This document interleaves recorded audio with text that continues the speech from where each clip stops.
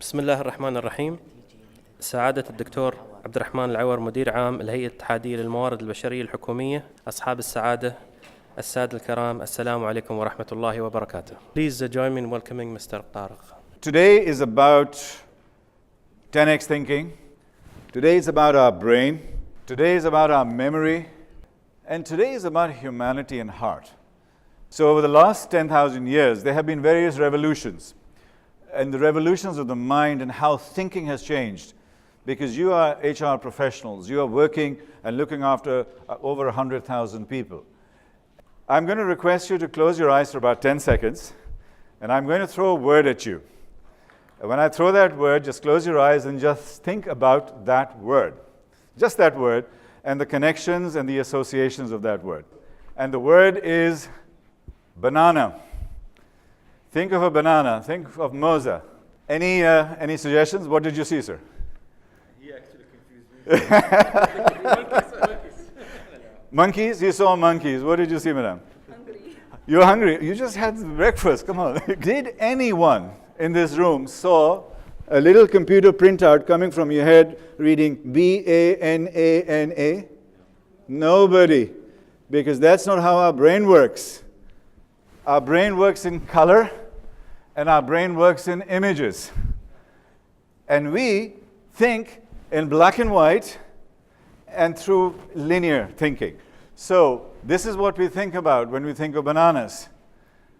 So what happens is that in the way our brain actually works, you put something in the center as an idea, as a story, as a concept, and it reaches out. So you thought of potassium, you thought of health, you thought of funny, you thought of banana splits, you thought of monkeys.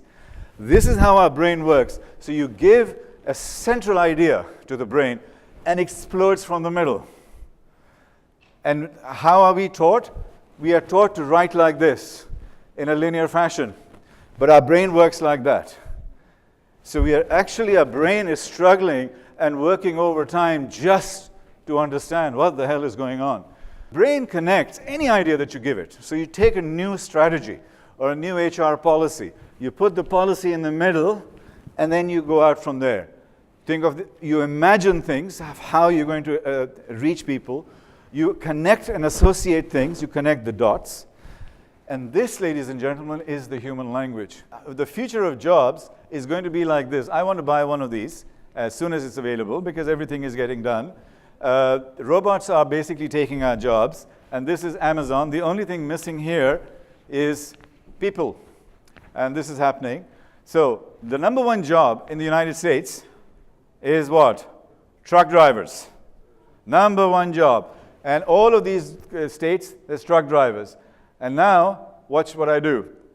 In 2016, when there was an election, and then Mr. Trump was there, this is what happened. Everyone that had a truck driver, because he said he will hold all of them back, coal miners and truck drivers. That is how he won.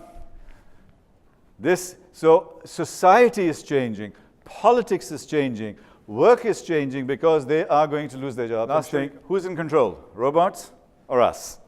And I think this is where we need to do this, and that's why it was important that we look at this. What should not be digitized? And you as HR professionals, you're in this control environment where these things, trust, ethics, context, purpose, meaning, these cannot be given to robots. These need to be kept by ourselves. So this basically is where the future of work is going and how we need to do. So the future of work is anything that can be digitized will, and anything that cannot be digitized will be 100 times more valuable. Love and empathy, intuition, harmony, caring, relationships, and so on. And that is the future. So who's in control? This is a friend of mine. She's a horse rider, and she said, I understand exactly what you're saying. My horse is 10 times bigger than me and 50 times stronger than me, but I control it. And that is how we need to control technology. That is how we need to control our jobs, and that is how we need to control our future. Thank you very much indeed. Thank you.